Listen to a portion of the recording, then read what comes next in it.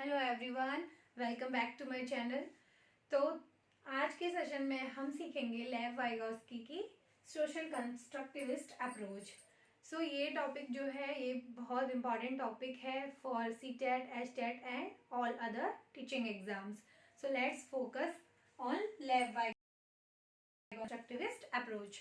तो लेव वाइगोस्की कौन थे? लेव Vygotsky was a Russian psychologist. ये एक रशियन साइकोलॉजिस्ट थे और इन्होंने सोशल कंस्ट्रक्टिविस्ट अप्रोच दी, जिसमें इसका मतलब क्या है? सोशल कंस्ट्रक्टिविस्ट अप्रोच का मतलब होता है सामाजिक रचनावाद approach.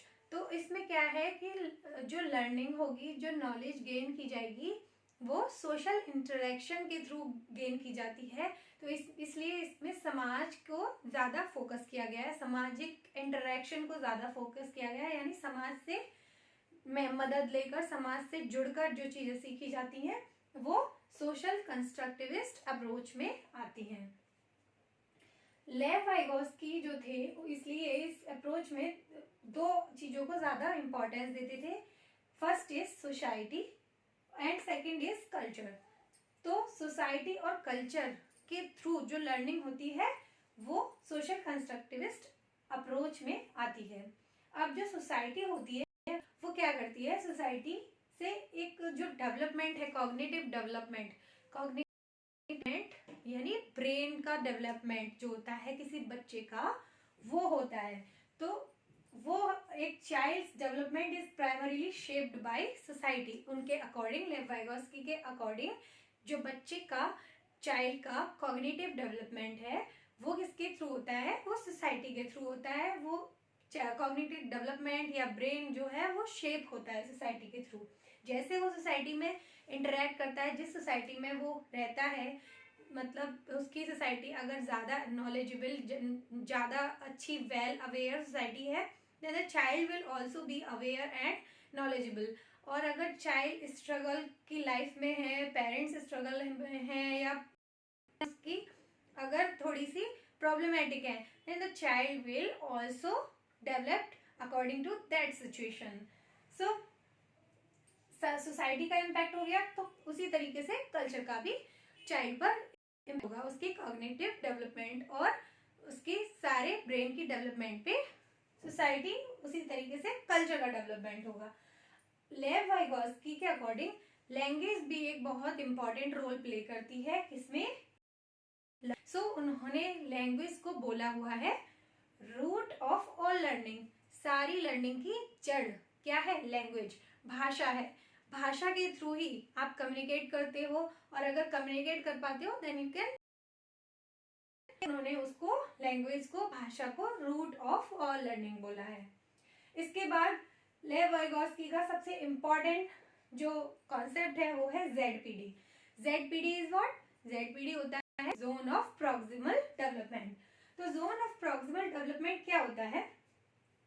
Zone of proximal development होता है किसी भी बच्चे की जो पोटेंशियल लर्निंग है और जो उसकी टारगेट लर्निंग है, उस तक जाने के लिए जो उसको असिस्टेंस या जो उसको हेल्प मिलेगी, उसके थ्रू वो वहां तक, टारगेट लर्निंग तक पहुंचता है। तो वो जो डिफरेंस है दोनों का, पोटेंशियल लर्निंग और टारगेटेड लर्निंग का, वो होता है ZPD. What is ZPD? Zone of proximal development. तो ये जो होती है वो डिफरेंस होती है जो भी पोटेंशियल लर्निंग है बच्चे की और जो उसकी टारगेट लर्निंग है। जैसे बच्चा अगर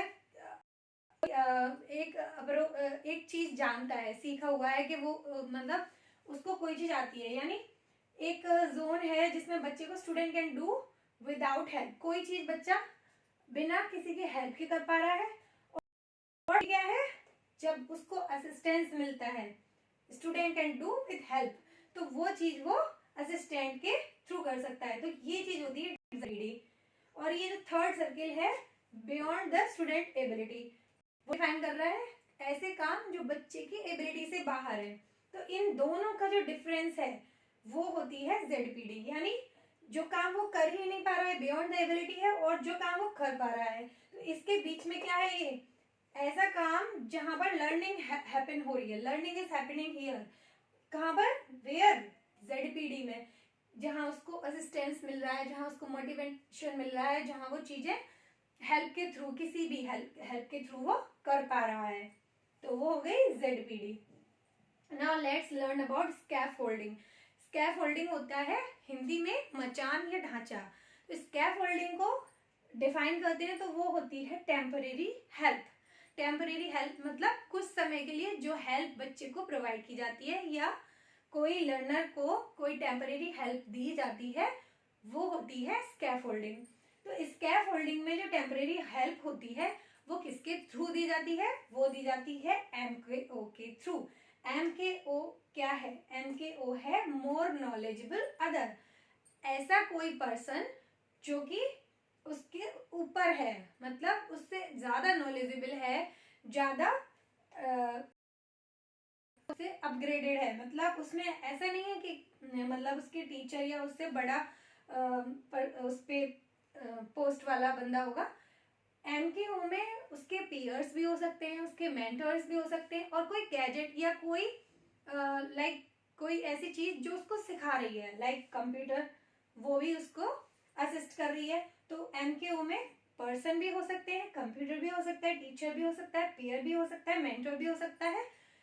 ऐसा कोई भी चीज हो सकती है जो उससे ज्यादा नॉलेजेबल है, मतलब मोर नॉलेजेबल अदर, दूसरा कोई जो कि ज्यादा नॉलेजेबल है, उसकी कोई टेम्परेरी हेल्प मिल रही है, उसको हम स्कैफोल्डिंग कहते हैं।